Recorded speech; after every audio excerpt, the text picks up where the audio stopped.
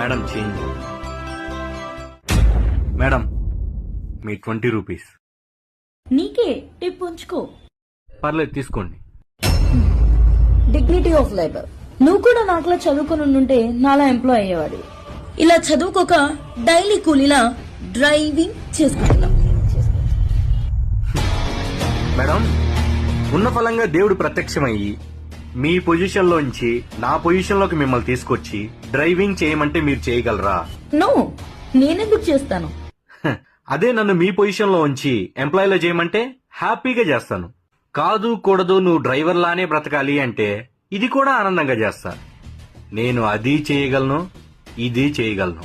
ఈ రెండు కాలేదనుకో ఇంతకన్నా దిగజారిపోయి ఏదైనా చేయగలను. మనం చేసే పనులలో చీపు చిల్లర ఉండవు మేడం. చేయడానికి దమ్ముండాలి. మనం చేసేదే మంచి పని, ఎదుటోళ్లు చేసేది ఎర్రి పప్పల పని అనుకున్నాం అనుకో మనం ఇరుకుప్పలైపోతాం. ఇంతకీ ఎంప్లాయ్ అంటున్నారు, ఎంతండి మీ శాలరీ?